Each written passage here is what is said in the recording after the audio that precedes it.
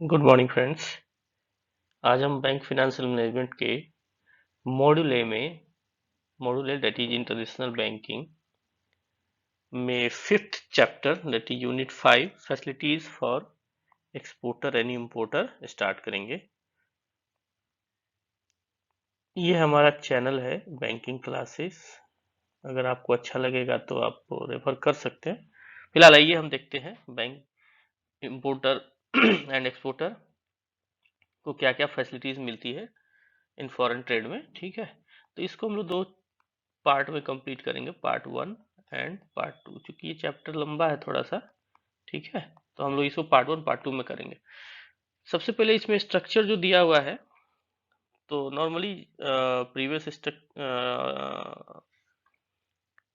Previous units की तरह यहाँ भी सबसे पहले ऑब्जेक्टिव है, फिर इंट्रोडक्शन है, इसके बाद exchange and trade control guidelines क्या है एक्सपोर्टर्स को लेके, फैसिलिटीज क्या है ये पढ़े देखेंगे हम लोग। फिर उसके बाद चेक योर प्रोग्रेस है, export finance, export gold card scheme, export data and monitoring system EDPMS जिसको बोलते हैं, फॉरफिटिंग एंड फैक्टरिंग बड़ा इंपॉर्टेंट चीज है।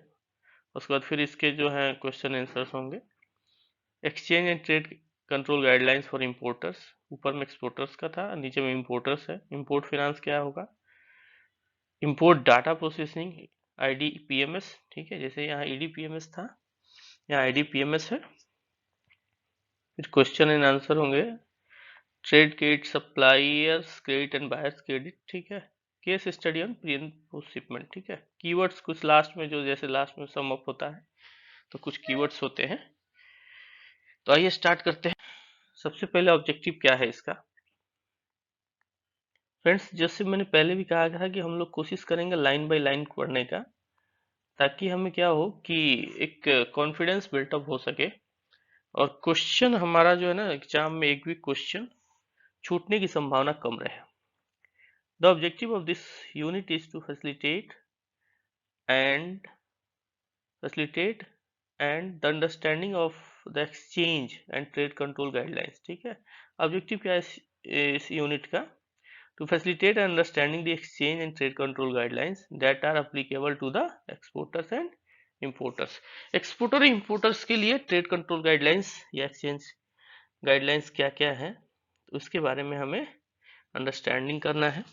It would cover a type of finance भी देखेंगे, procedures as well as other facilities available to them, कौन कौन सी फैसिलिटीज उनको अवेलेबल है वो भी एक देखेंगे। सबसे पहले इंट्रोडक्शन, ठीक है। In India export trade is regulated by DGFT, director general of foreign trade. हमारे यहाँ जो एक्सपोर्ट है वो कौन रेगुलेट करता है, एक्सपोर्ट रेगुलेटेड बाय डीजीएफटी, ठीक है, DGFT, which functions under the ministry of commerce, ministry of commerce के अंदर काम करता है industrial and industries, Government of India, while the policies and procedure required to be followed and export trade are announced by DGFT। ये जो भी है DGFT के द्वारा जो प्रोसीजर्स अनाउंस किए जाते हैं या पॉलिसी अनाउंस की जाती है, एक्सपोर्टर्स को इनकी पॉलिसीज को फॉलो करना पड़ता है। ये जो पॉलिसीज बनाएंगे ना, तो इसको एक्सपोर्टर्स को फॉलो करना होगा ड्यूरिंग फॉरेन ट्रेड, ठीक है ना, फॉरेन ट्रेड में। अब कहता है similarly import trade is also govern by DGFT, import और एक्सपोर्ट भी जो दोनों जो है ना डीजीएफटी के द्वारा ही लगते हैं, गवर्न किए जाते हैं। Which regulations related to import and other payment as provided under the FEMA are govern by the RBI guidelines. FEMA क्या है, फेमा जो है ना ये आरबीआई गाइडलाइंस के अनुसार डील होती है, ठीक है। और इंपोर्ट और एक्सपोर्ट की जो भी पॉलिसीज एंड रेगुलेशंस हैं, डाटा हैं, जो भी फैसिलिटीज हैं, सॉरी जो भी गाइडलाइंस है वो सब क्या है, डीजीएफटी बनाता है, ठीक है। अब देखते हैं exchange control regulation as well the import and export trade control regulations are applicable to all transaction related to international trade, ठीक है। एक्सचेंज कंट्रोल रेगुलेशंस जो है, exchange control regulation as well as import and export trade control regulation are applicable to all transaction, सारे transactions पे ये लागू होते हैं, ठीक है।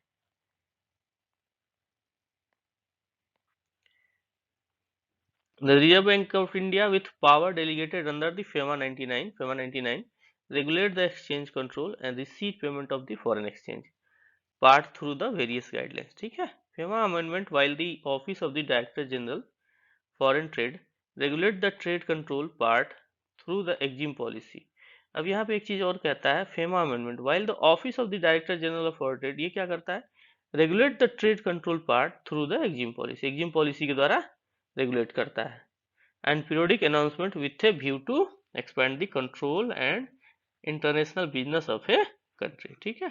इंटरनेशनल बिजनेस कंट्री क्या एक्सपेंड करने के लिए। The Reserve Bank of India also governs the broad parameters of guidelines in financing exporters to make available credit to exporters at international level of the interest rate to enable them to compete the international market। Reserve Bank of India also क्या कहता है, ये भी जो है broad guidelines implement करता है या बनाता है फॉर फाइनेंसिंग एक्सपोर्टर्स, ठीक है, ताकि क्या हो, कंट्री का एक्सपोर्ट बढ़ सके और इससे हम इंटरनेशनल मार्केट में compete कर पाए, ठीक है। Similarly, guidelines and procedure requirement for import of goods so as to guard the precious foreign exchange reserve on one hand and to expand the base for improved technology and competitive environment are also covered in EXIM policy for important good। ये जितने भी guidelines है ना, mostly EXIM policies में cover होते हैं, ठीक है। The authorised dealer has to ensure compliance of several guidelines including not allowing the banned and restricted items of export import without proper approvals. अब कहता है जो ऑथराइज्ड डीलर होते हैं ना, ऑथराइज्ड डीलर जैसे बैंक हो गया, तो इनको क्या है, इनको कंप्लायंस फुलफिल करना होता है या सेवरल गाइडलाइंस जो भी दिए गए हैं, तो इसको फुल कंप्लायंस को पूरा करना होता है, including not allowing the band और रिस्ट्रिक्टेड आइटम, ठीक है। बैंड और रिस्ट्रिक्टेड आइटम को अलाउ नहीं करना होता है of export import without proper approval, बिना प्रॉपर अप्रूवल के। Let us see how what the guidelines and the facilities are, how they help the export and importers to move towards increasing international trade, ठीक है। अब कहता है exchange and trade control guidelines. Exchange and trade control guidelines क्या है exporter and importers के लिए, आइए देखते हैं। सबसे पहला कहता है कि एक्सपोर्टर और इंपोर्टर को क्या लेना पड़ता है, IEC code, that is export import code. Exchange तो गाइडलाइंस में सबसे पहला है IEC कोड नंबर, ठीक है, export import code number. Every person or firm company engaged in export or import trade has to apply for and obtain importer exporter code IEC number जिसको बोलते हैं फ्रॉम द DGFT। ये कौन issue करता है, DGFT, ठीक है। This is a registration number of the firm, ये फर्म का रजिस्ट्रेशन नंबर होता है, फर्म का एक तरह से रजिस्ट्रेशन नंबर होता है for international trade and the exporter importer has to invariably quote this code number in all declaration form, a few of which is explain. अब कुछ जो है ना ये एक्सप्लेन करके बताया है। हाउएवर IEC कोड नंबर जो है एक्सपोर्टर इंपोर्टर्स को जो है ना सारे ट्रेड ट्रांजेक्शन्स में अपने डॉक्यूमेंट के ऊपर इसको डिस्क्लोज करने होते हैं। डिस्क्लोज क्या, IEC नंबर किस पे, ऑन डॉक्यूमेंट, सॉरी डॉक्यूमेंट, ठीक है ना, एक्सपोर्टर इंपोर्टर को करना होता है। अब कहता है एक्सपोर्ट इंपोर्ट फॉर्म्स, कौन कौन से एक्सपोर्ट इंपोर्ट के फॉर्म्स हैं, ठीक है।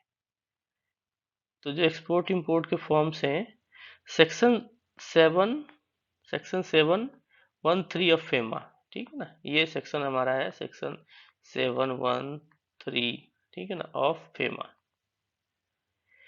All export goods from India, whether in physical form or any other form, requires to be declared in the prescribed form। इसको क्या डिक्लेयर करना होता है प्रेस्क्राइब फॉर्मेट में, to the effect that full value of export will be realised within the prescribe period, that ताकि full value of export जो है एक period within required period के अंदर रियलाइज हो जाना चाहिए and in prescribed manner. The prescribed form are EDF, एक होता है ईडीएफ, दूसरा होता है सॉफ्ट टेक्स्ट, ठीक है, which are used for the purpose of noted below. अब यहाँ पे ईडीएफ होता है export declaration form, and soft text होता है सॉफ्टवेयर, सॉफ्ट टेक्स्ट का मतलब सॉफ्टवेयर से लेके export of software in any physical form, non physical form, ठीक है। तो जैसे ईडीएफ हो गया export other than the software made by other modes, export other than the software made by all mode, तो ईडीएफ फॉर्म यूज करेंगे। दूसरा हो गया soft text form, export of software in non physical form, जब भी export करेंगे software का वो नॉन फिजिकल फॉर्म में तो सॉफ्ट टेक्स्ट फॉर्म भरेंगे। Sorry. With the introduction of electronic data interchange, जब से ईडीआई आया है ना, electronic data exchange, electronic data exchange interchange system at certain custom offices where shipping bills are processed electronically, the GR form has since been replaced by the declaration in the form of EDF, ठीक है, export declaration form। the EDF form should be submitted in duplicate, EDF form किस में देना है, double में देना है, duplicate देना है, to be annexed to relative shipping bills to the concerned Commissioner of Customs. After verifying and authenticating the declaration in the form EDF, the Commissioner of Customs will hand over the exporters one copy of the shipping bill marked exchange control copy, exchange control copy के रूप में mark करके एक copy उसको duplicate वापस कर देगा, in which form EDF has been approved for being submitted to the authorized dealer। ठीक है। अब आता है एग्जाम्पशन, किस किस चीज को एग्जाम्पशन दिया गया है इन फॉर्म्स पे डिक्लेरेशन से। The following export import shipment export ship shipment out of India are exempted from EDF forms, ठीक है, in terms of the cases indicated in regulation 4 of the FEMA, foreign exchange management, ठीक है। तो foreign exchange management का जो section 4 कहता है या रेगुलेशन 4 कहता है फेमा का, फेमा में जो हमारा रेगुलेशन 4 कहता है, रेगुलेशन 4 जनवरी गुड सर्विसेज रेगुलेशन डेटेड 12 जनवरी 2016, ठीक है। Trade sample of goods publicity material supplied free of payment, ठीक है, ये क्या है ईडीएफ में डिस्क्लोज नहीं किए जाएंगे, ठीक है, एक्सपोर्ट डेटा फॉर्म में डिस्क्लोज नहीं है। दूसरा हो गया personal effects of travellers whether accompanied और अनअकम्पनीड, ये जो है ईडीएफ में डिक्लेयर होंगे।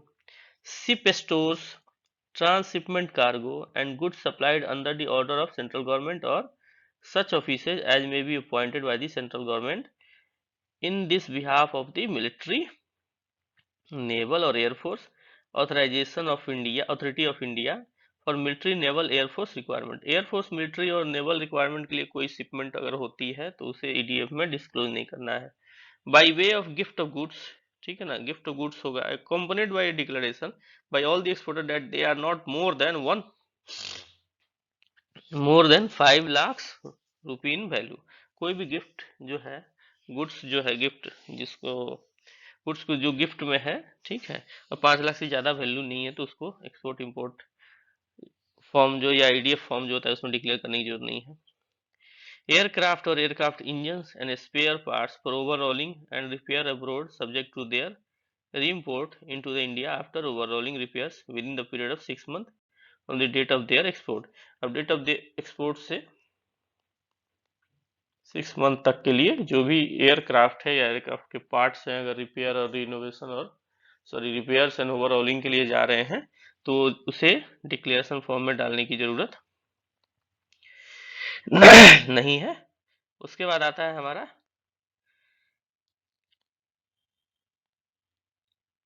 Goods imported free of cost on re export basis, ठीक है।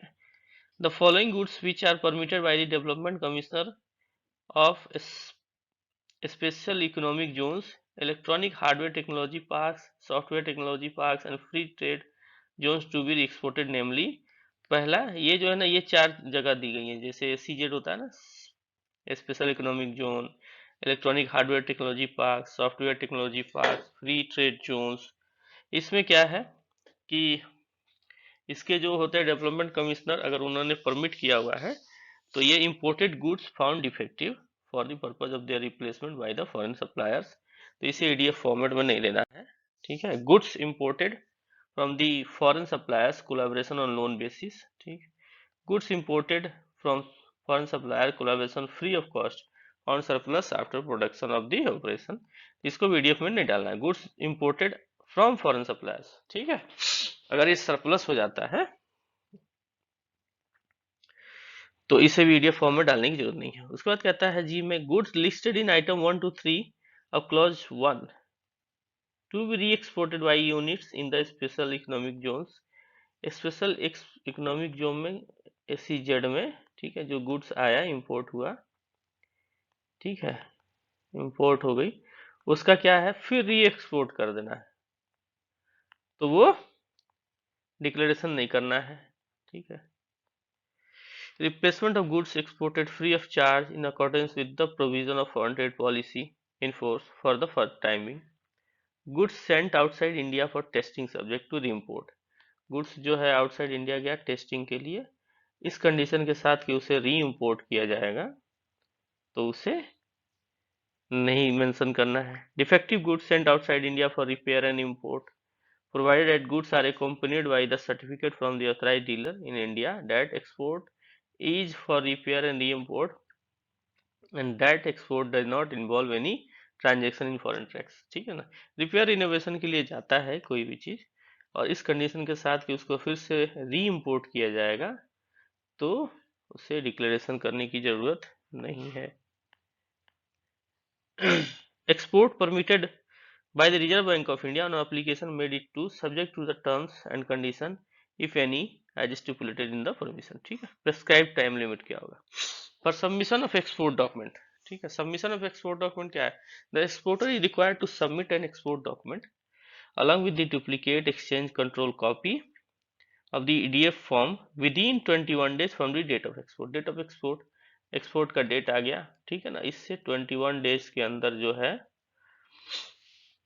इसको एक्सपोर्ट डॉक्यूमेंट जो है ना, एक्सपोर्ट डॉक्यूमेंट डुप्लीकेट में, ठीक है, इसे सबमिट करने हैं।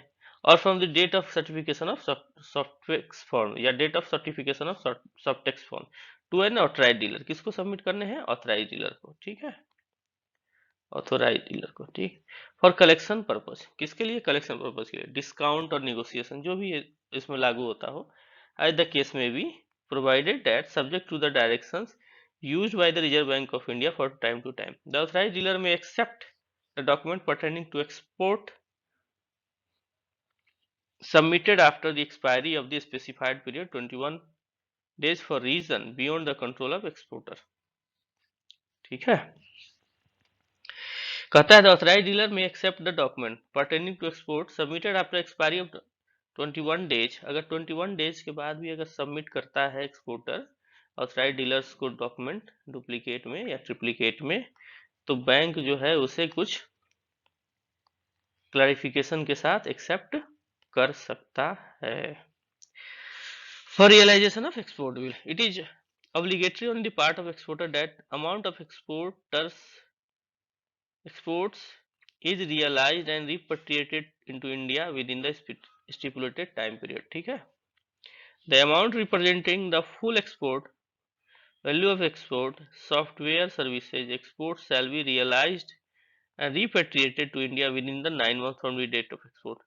एक्सपोर्ट जब से हुआ, ठीक है ना, एक्सपोर्ट्स के 9 मंथ तक के अंदर, ठीक है, आपका बिल्स जो है ना रिपेट्रिएट हो जाना चाहिए इंडिया में, रिपेट्रिएट हो जाना चाहिए बिल्स इंडिया में, टू इंडिया। ठीक है, हाउएवर द रियलाइजेशन पीरियड में भी रिलैक्स, अब मान लीजिए ठीक है 9 मंथ तक दे दिया इसने, 21 डेज में डॉक्यूमेंट सबमिट करने हैं, 9 मंथ में रियलाइज होने हैं।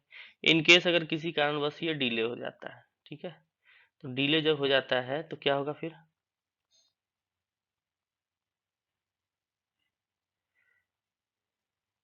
जब डिले हो जाता है तो कहाँ कहाँ हम डिले अलाउ कर सकते हैं।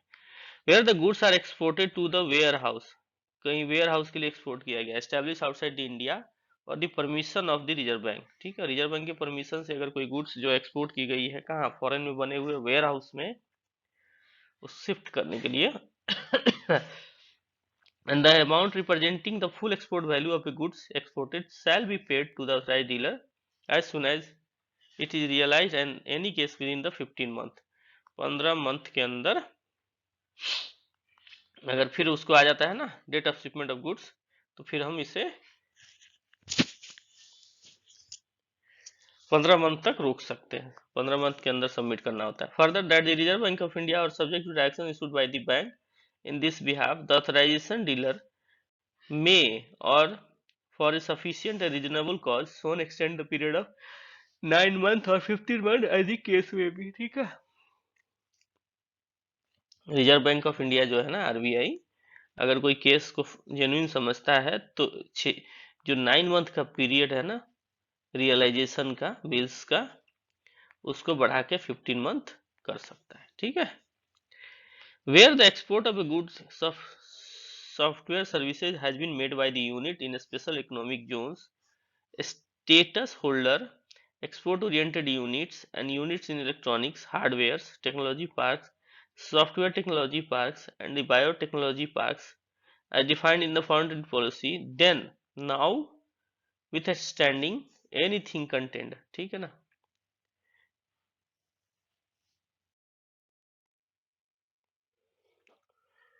in sub regulations 1 the amount representing the full export value of the goods or software shall be realized and repatriated to India within the 9 month। कितना दिन, 9 मंथ के अंदर में जो भी एक्सपोर्ट के बिल्स हैं वो रियलाइज होके उसकी प्रोसीड जो है इंडिया में रिपेट्रिएट हो जानी चाहिए। Provided further that the reserve Bank of India और subject to the direction issued by the RBI on behalf the authorised dealer may for a sufficient reasonable cause shown extend the period of 9 month. अगर कोई उसकी concern जो है genuine है, concern अगर genuine है तो आरबीआई क्या है, इस 9 मंथ के टाइम को, 9 मंथ के टेन्योर को एक्सटेंड कर सकता है। The Reserve Bank may be reasonable and sufficient cause direct that the said exporter shall cease to be governed by sub-regulation 2, provided that no such direction shall be given unless the unit has been given a reasonable opportunity to make a representation in the matter। ठीक है, The Reserve Bank of India may for reasonable and sufficient cause, किसी reasonable और sufficient कारण के होने के पश्चात direct कर सकता है एक्सपोर्टर को, shall seize the governed by the sub regulation 2 seize कर सकता है, provided that no such direction shall be given unless unit has been given a reasonable opportunity to make representation in the matter। On such direction the said exporter shall be governed by the provision of subsection या sub regulation 1 until directive otherwise the reserve Bank of India. ठीक है, reserve bank जो है ना regulation 2 को जो है वो इसमें जो लिख सब रेगुलेशन 2 जो है आपका के अनुसार एक्सपोर्टर के राइट को सीज कर सकता है, और उसी में नेक्स्ट कहता है answer direction the said reserve bank said exporter shall be govern by the provision of sub regulation 1 until direction of the reserve Bank of India. ठीक है, if you if the bill is not realized within the time stipulated, the exporter would apply to his AD for extension of the time in ETX form। Extension of time के लिए क्या भरना होगा उसको, ETX form. ठीक है, all overdue bills which are not realise within the due date should be followed vigorously followed होना है। ठीक है, and reported to be Reserve Bank of India, और किसको, आरबीआई को रिपोर्ट होना है। ठीक है, जो भी लेट बिल्स हैं इन्हें हाफ ईयरली स्टेटमेंट, इन्हें HY statement, half yearly statement जाएगी ऑन XOS। ठीक है, to be submitted by each AD branch in June and December. कब सबमिट होगा, June and December every year. ठीक है, prescribe method for payment, prescribe method क्या है पेमेंट के, the amount representing the full export, the amount representing the full export, the amount representing the full export value of goods exported shall be received through an AD bank in a manner specified in the Foreign Exchange Management manner receipt and payment regulation 2016। ठीक है, ये एक FEMA का foreign exchange management जो है, FEMA जो है, इसके manner and receipt payment, manner and किस मैनर एंड रिसीट में, किस मैनर में पेमेंट आना चाहिए एक्सपोर्टर से, इसका रेगुलेशन है 2016 का। Notified by notification number FEMA 14 R 2016 RB dated 2 May 2016। Every receipt of a foreign exchange by an unauthorized dealer whether by way of a remittance from the foreign currency, remittance आता है foreign currency से, और by way of reimbursement अगर कोई reimbursement है from his branch or correspondent outside India against payment of export bill from India or against any payment shall be mentioned below। ठीक है, इस टाइप से इसका पेमेंट होगा। Form of bank draft pay order credit to the exporter and banks nostro account inward remittance ETC. ठीक है, ये क्या है, फॉरेन बैंक ड्राफ्ट जो होंगे, पे ऑर्डर्स जो होंगे वो एक्सपोर्टर के नोस्ट्रो अकाउंट में क्रेडिट होंगे सबसे पहले। ठीक है, उसके बाद क्या है, foreign currency notes traveller cheques from the buyer, ये भी होगा नोस्ट्रो में। Payment out of the FCNR NR account of the buyer through international credit card when goods are sold during the overseas visit of the exporter concern. ठीक है, ये सब क्या होगा, कहता है कि कैसे करेंगे इसके जो है ना, other payment shall be mention below. ठीक है, इस टाइप से पेमेंट करना। In India rupee when transaction are person resident in Nepal. ठीक है, in the form of gold silver platinum by gem and jewellery unit situated in ACZ provided a contract provide for the same. ठीक है, the above payment are to be receive through AD, ये सारे payments जो है ना किसके through receive होने हैं, एडी के through. However an exceptional cases where the track record of the exporter is good, अगर एक्सपोर्टर का ट्रैक रिकॉर्ड अच्छा है, एक्सपोर्टर का ट्रैक रिकॉर्ड अच्छा है, तो AD will accept the amount received by exporter direct by check और DDC. अगर एक्सपोर्टर का क्रेडिट वर्दीनेस ठीक है या क्रेडिट हिस्ट्री ठीक है या उसका जो है ना एक्सपोर्ट की हिस्ट्री ठीक है, तो जो एडी है ना वो डायरेक्ट चेक या डीडी एक्सेप्ट कर सकता है, नहीं तो सारे पेमेंट्स जो है ना वो एक्सपोर्टर्स के नोस्ट्रो अकाउंट में पहले क्रेडिट होंगे। अगर क्रेडिट ठीक है, उसकी उसकी हिस्ट्री ठीक है एक्सपोर्टर्स की, तो उस केस में बैंक जो है ना, उस केस में एडी जो है क्या डायरेक्ट चेक या डीडी ले सकता है। ठीक है, for the purpose of realisation of export proceed following classification can be made. अब एक्सपोर्ट जो है ना, एक्सपोर्टर्स जो है for the purpose of realisation of export proceeds, export proceeds का रियलाइजेशन के लिए following classification can be made, following classification किया जा सकता है। पहला, country under Asian clearing unit. अब कंट्री जो है जो कहाँ पे स्थित है, एशियन क्लियरिंग यूनिट। ठीक है, जो एशियन क्लियरिंग यूनिट के अंडर मेंबर हैं। Export proceed from any of the ACU country, Bangladesh, Burma, Myanmar, Islamic republic of Iran, Pakistan, Sri Lanka, republic of Maldives should be settled in ACU dollar. इसमें कौन कौन से हैं, सबसे पहले एक्यू में है पाकिस्तान। एक्यू कंट्री कौन कौन से, एशियन क्लियरिंग यूनिट के जो कंट्री है उसमें सबसे पहला है बांग्लादेश, बांग्लादेश। ठीक है, दूसरा है पाकिस्तान। ठीक है, तीसरा है बर्मा। ठीक है, उसके बाद है बर्मा या म्यांमार, तीसरा, चौथा है इस ईरान, पांचवा है पाकिस्तान तो मैंने लिख दिया था, श्रीलंका एंड मालदीव्स। ठीक है, तो ये जितनी भी कंट्री है ना, इनके सारे जो है ना एक्सपोर्ट प्रोसीड्स जो हैं ये किस में सेटल होंगे, एक्यू डॉलर में, एक्यू डॉलर और एक्यू यूरो में। ये एक्यू डॉलर और एक्यू यूरो में terms through the separate dollar euro account maintain by AD for the purpose. AT के द्वारा मेंटेन किए गए एकू डॉलर या एकू यूरो अकाउंट में सबसे पहले इन कंट्री के एक्सपोर्ट प्रोसीड्स जो हैं इसमें सेटल किए जाएंगे। ए सेपरेट यूएसडी ऑब्लिक यूरो, ए सेपरेट यूएसडी ऑब्लिक यूरो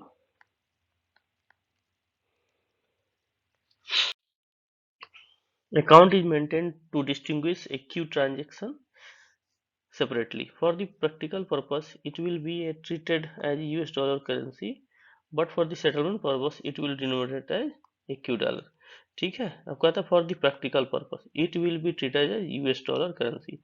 अगर जो भी यूएसडी बटा है ना जो खुलेगा ना, इसको हम लोग जो क्या है फॉर प्रैक्टिकल पर्पस के लिए उसको हम यूएस डॉलर की करेंसी मान लेंगे, बट सेटलमेंट के लिए इसको हम एक्यू डॉलर मानेंगे।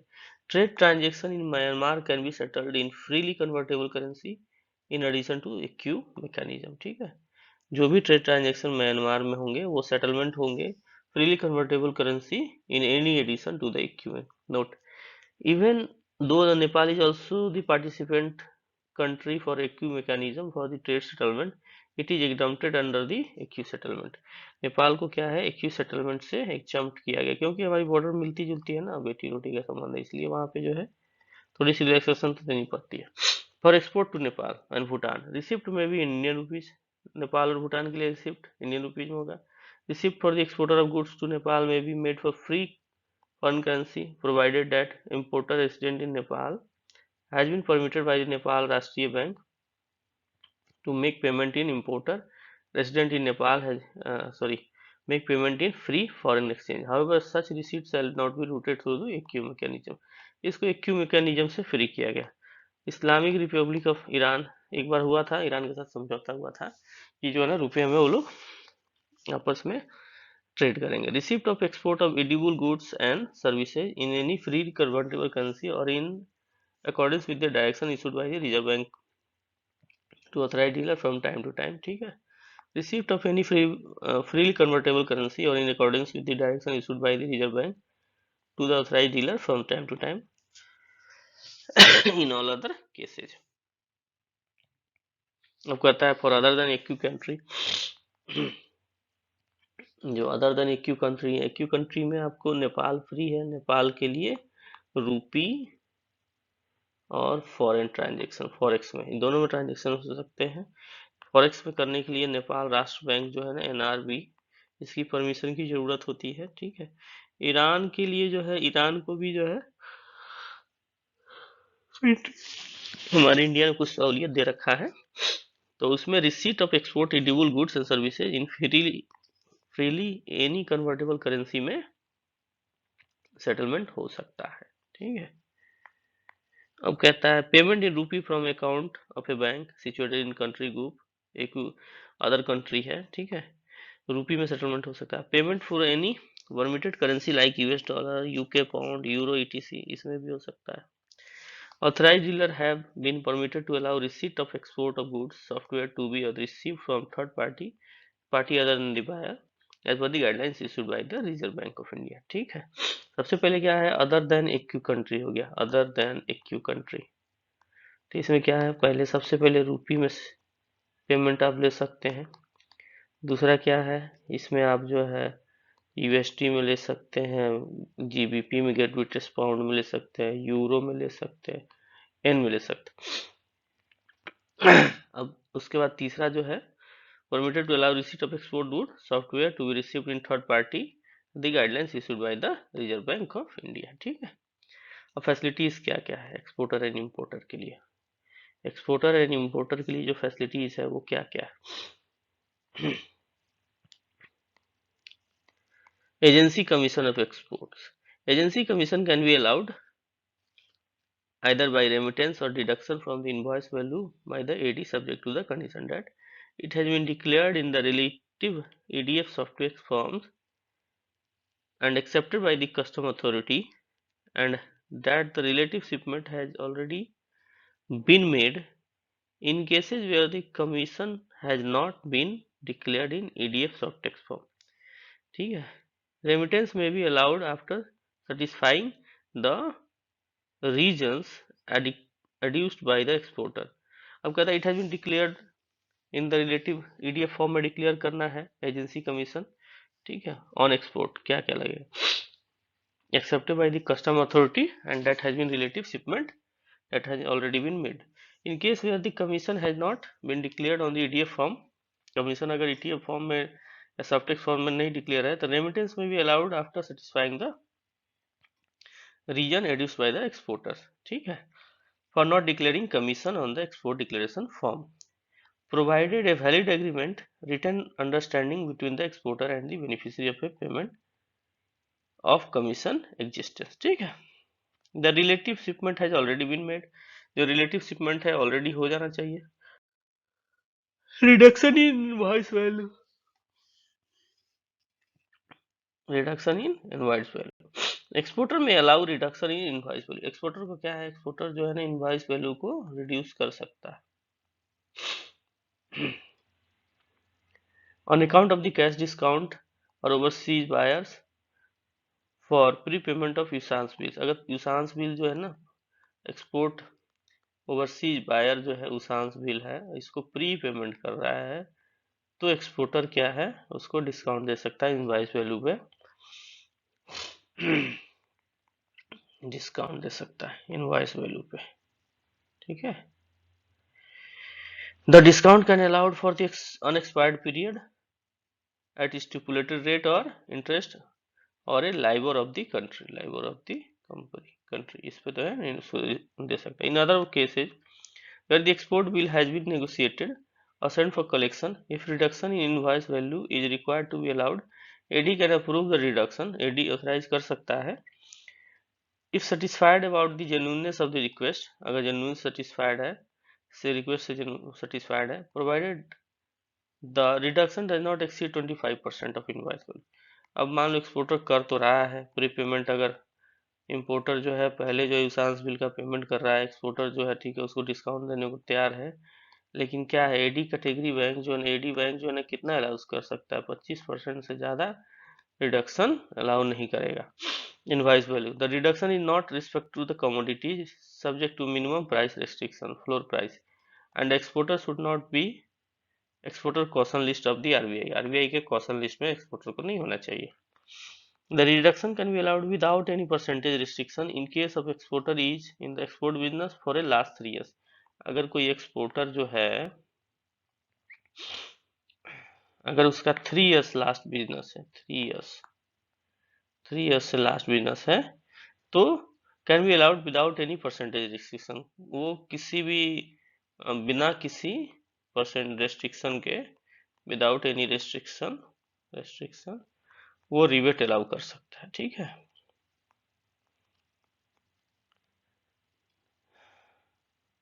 The track record is satisfactory and the export bill outstanding in the account is not more than 5% of 5% of average annual export turnover of the preceding 3 years, ठीक है। मतलब exporter जो है जिसकी गुड क्वालिटी उसका credit वर्दनेस ठीक है या उसका ट्रैक रिकॉर्ड ठीक है तो वो क्या है उसके लिए कोई मैक्सिमम डिस्काउंट का लिमिट फिक्स नहीं है।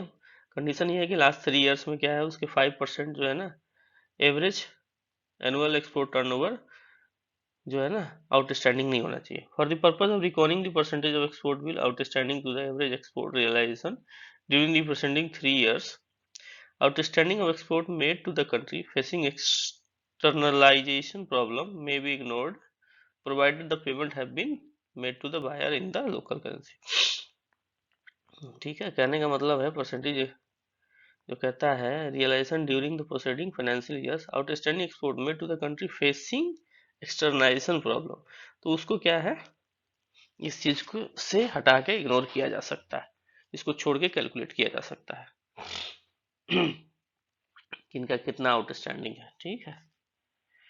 अब कहता है claim against the exports, export के against claim, bank can allow claims against the export bills provided relative export proceeds have been realized and repatriated to India and exporters is not in caution list of the RBI, ठीक है। Refund of export proceed, अब refund क्या है export proceed का refund कैसे मिलेगा, ठीक है।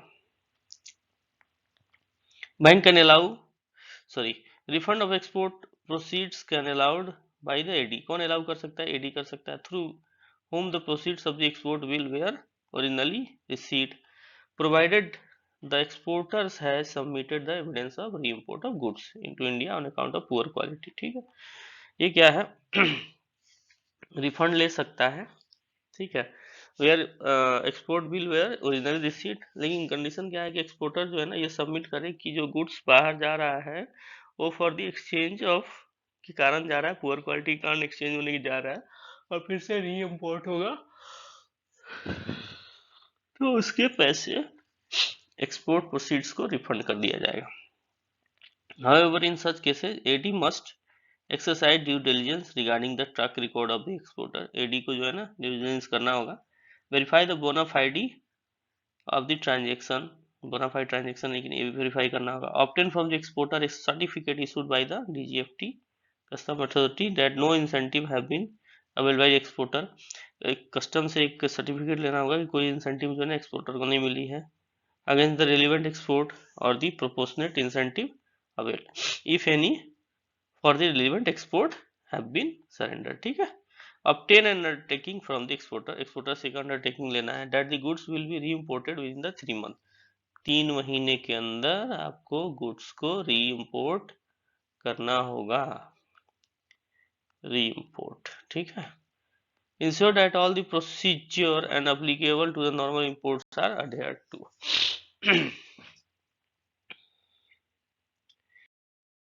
एक्सटेंशन ऑफ टाइम लिमिट, ठीक है ना, if export bill is not realise within the prescribe period, अगर एक्सपोर्ट बिल जो है ना, एक्सपोर्ट बिल प्रेस्क्राइब पीरियड के अंदर रियलाइज नहीं होता है, for reason beyond control of the exporter is required to make an application in form of ETX। अगर किसी कारणवश से रियलाइज नहीं होता है तो उसको ATX फॉर्म में भर के AD को देना है, which has handle the export bill and seek the extension of time limit for realisation of export produce.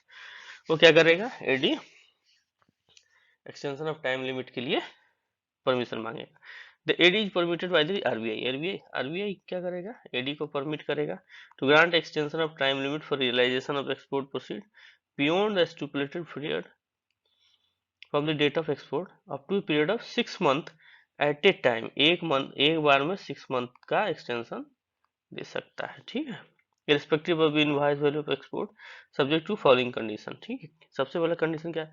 The export transaction covered by the invoices are not under investigation by the director enforcement central bureau of investigation और any other investigating agency. The export transaction क्या है कि the director general of enforcement या CBI इस पर कोई inquiry नहीं कर रही हो। पहला, AD category 1 bank is certified that exporter has not been able to realise export proceeds for reason beyond the control. AD category 1 जो है ना, बैंक को सेटिस्फाई होना पड़ेगा कि एक्सपोर्टर किसी कारणवश से इस एक्सपोर्ट बिल को रियलाइज करने में असमर्थ है तो डेट एक्सटेंड किया जा सकता है।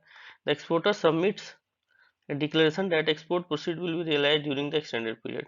उसको एक डिक्लेरेशन देना होगा कि एक्सटेंडेड पीरियड में एक्सपोर्ट बिल्स जो है ना वो रियलाइज कर लिए जाएंगे। While considering extension beyond 1 year from the date of export, the total outstanding of the exporter does not exceed 1 million और 10% of the 1 million से ज़्यादा इसके आउटस्टैंडिंग नहीं होने हैं और 10% of average profit export realization during the preceding 3 years whichever is higher, जो भी higher हो। ठीक है, in cases where the exporter has filed suit abroad against the buyer, extension may be granted irrespective of amount involve outstanding. ठीक है, अगर कोई case उस लगा दिया ना एक्सपोर्टर ने किसी इंपोर्टर के खिलाफ अब्रॉड में, तो टाइम लिमिट का कोई फिक्स नहीं, कितना भी ले सकता है। Cases which are not covered by the above instruction would require prior approval from the concern regional office of the reserve bank. ठीक है, reporting should be done in EDPMS। Reporting क्या है? EDPMS में किया जाना चाहिए। Write off unrealised export bill. अब क्या है अनरियलाइज्ड एक्सपोर्ट बिल जो है ना, जैसे हम लोग NPA भी राइट अप करते हैं जब देखते हैं कि कुछ नहीं बचने वाला है या सब बिक बाक गया, तो राइट ऑफ कैसे करते हैं अनरियलाइज एक्सपोर्ट बिल का? An exporter who has not been able to realise the outstanding export due despite best effort may either self write off or approach to AD1 bank who had handled the relevant shipping document with the appropriate supporting documentary evidence for write off। RBI has prescribed limit and condition for self write off as well as write off by AD which should be adhered to. अब कहता है effect date of realisation. Effect date क्या होगा in terms of FEDAI rules. अगर FEDAI rules पे हम जाते हैं, फेडाई रूल्स पे, the effective date of realisation of export bill is due is the date of credit in the bank nostro account. रियलाइजेशन कब से माना जाएगा कि जो नोस्ट्रो अकाउंट में प्रोसीड्स क्रेडिट हो जाएगा. ठीक है. Account in case of foreign currency bill and in case of rupee bills the effective date of realisation is the date of debit in the postal account. ठीक है. और रूपी bills के लिए क्या है इफेक्टिव डेट ऑफ रियलाइजेशन क्या होगा कि जब उसका पोस्टल अकाउंट डेबिट हो जाएगा. As such in case of foreign currency bills and value date credit taken in the date of credit and interest charge up to the date of advance are allowed against the export bills. ठीक है. Foreign currency accounts. Foreign currency account कौन कौन सा होता है. एक होता है overseas foreign currency account. The reserve Bank of India permit the following entity to open foreign currency accounts. Foreign currency accounts.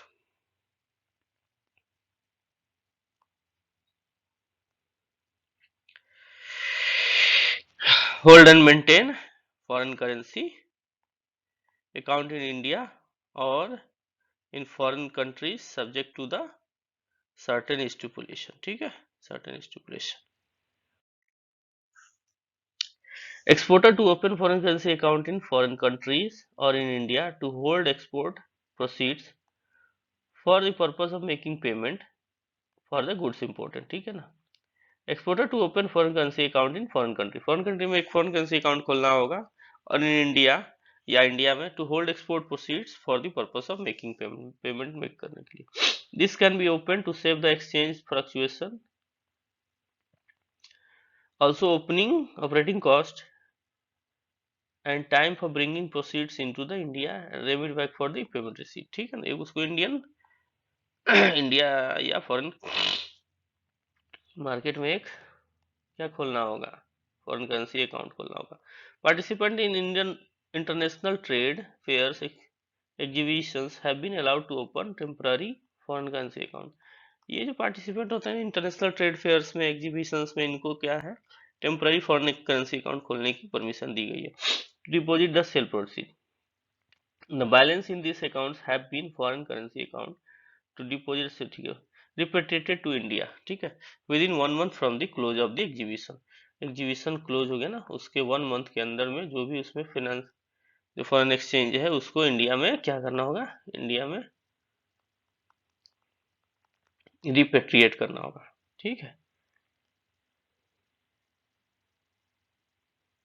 Indian entity are allowed to open, hold and maintain a foreign currency account with the bank outside in India in the name of overseas or branch by making remittance from the purpose of normal business operation. ठीक है. Normal business के operation के purpose से. ठीक है. क्या होना चाहिए आउटसाइड इंडिया में अकाउंट खोल सकते हैं. A unit located in special economic zones. कोई भी यूनिट जो स्पेशल इकोनॉमिक जोन्स में लोकेट है में ओपन होल्ड और maintain a foreign currency account with the AD category 1 bank in India. ठीक है. एसईजेड में जो भी यूनिट लोकेटेड है वो कहाँ खोल सकती है अकाउंट अपने एडी कैटेगरी बैंक के साथ. A person resident in India being the project service exporter may open hold और maintain foreign currency account with the bank outside और in India. A person resident in India being a project service exporter may भी open कहाँ कहाँ खोल सकता है India में और outside India. Diamond dollar account. Diamond dollar account क्या है DDA account. Exporter importer dealing in rough and polish diamond dollar और diamond studded jewellery with the track record at least 2 years का ट्रैक रिकॉर्ड अगर हो and average stock turnover जो है 3 करोड़ हो 3 crore average TO हो can open DDA diamond account with the AD. AD के साथ डीडीए खोल सकता है. ठीक है. इसके साथ और transaction of business foreign exchange an exporter can maintain up to 5 DDA account. 5 DDA account maximum ये खोल सकता है. ठीक है. ईईएफसी अकाउंट क्या होता है सॉरी फ्रेंड्स. ईईएफसी होता है exchange earner foreign currency account. ठीक है. ए person resident in India may open with an AD category 1 bank in India an account of foreign currency called EEFC, Exchange Earner Foreign Currency Account. In terms of Regulation 4 of the FEMA Foreign Currency Account, a person resident in India, Regulation 2015 dated January 21-16, any person resident in India who is an earner of foreign currency, जो foreign currency का earner हो, including a special economic zones, software, technology park, export processing zones, and status of account holder, can open and maintain with the authorized dealer in India a foreign currency account known as exchange earner foreign currency account. क्या है foreign currency account maintain कर सकता है AD category 1 के bank के साथ and concurrently at 100% of the inward payment, और जो 100% इनवर्ट पेमेंट आता है उस इसमें जमा कर सकता है received in foreign currency to this account subject to condition that the sum total of the accurate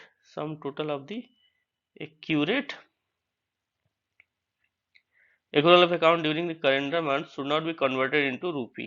ठीक है, एक कैलेंडर मंथ में जितने भी उसमें क्रेडिट हुए हैं या इंटरेस्ट अकाउंट में, तो वो क्या होगा, रूपी में कन्वर्ट नहीं होंगे, और on before of the last day of the should be convert sorry calendar month should be converted into the rupee account। ठीक है, रूपी अकाउंट में क्या करना है, कन्वर्ट करना है on or before last day of the succeeding calendar month। ठीक है, after adjusting utilization of the balance of approved purpose of foreign remittance, जितने भी foreign remittance आए उसके जो पर्पस है वो पर्पस को एडजस्ट करने के बाद जो अमाउंट बचते हैं उसे रूपी अकाउंट में कन्वर्ट करना है। These EFC account are in the nature of current type. ये क्या होता है, EFC अकाउंट जो होते हैं ना, वो EEFC ये करंट अकाउंट नेचर होते हैं। ठीक है, and are non interest bearing balances balance packing credit और advance whether availed in rupee और foreign currency, no credit facility either fund based और non fund based should be permitted against the security of balance held in the EFC। इसके against EFC में जो भी fund जमा है उसके against में क्या है, कोई क्रेडिट फैसिलिटी ग्रांट नहीं की जाएगी बाई एडी कैटेगरी 1 बैंक। आइए फिल इन द ब्लैंक्स देखते हैं। कहता है एवरी पर्सन फर्म और कंपनी मस्ट हैव, क्या होना चाहिए, IEC code issued by DGFT to engage in export import. SOFTEX form किस लिए यूज होता है, सॉफ्टवेयर के लिए, सॉफ्टेक्स मतलब software. The exporter is required to be submit the export document along with the copy of EDF Softex form within 21 days। ठीक है, from the date of shipment of authorized dealer। Export proceeds from any AQ country should be settled in US dollar in terms of through a separate AQ dollar account maintained by AD for this purpose। The exporter is required to apply a form ETX, ठीक है, for provision of extension time limit in relation of export proceeds। ठीक है, ETX form होता है ना extension of time limit के लिए ETX form। An export unit in SCZ can retain 100% of export proceed in EFC account with AD।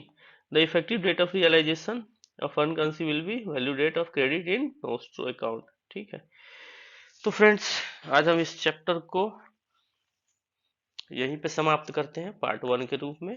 Part 1 देखते हैं, मुझे लगता है मैंने 2 चैप्टर कही थी, 2 पार्ट कहे थे, लेकिन ये लगता है 3 पार्ट में जाएगा क्योंकि लाइन बाय लाइन पढ़नी हो रही है ना।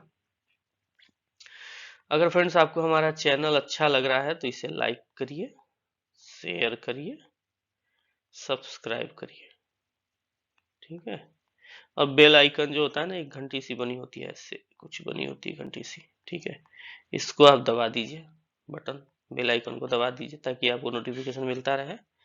अगर कोई एरर आता है, अगर हम कुछ इसमें गड़बड़ी आपको महसूस आती है तो कमेंट बॉक्स में बताएं। ठीक है, तब तक के लिए थैंक यू। ठीक है, ओके, थैंक यू।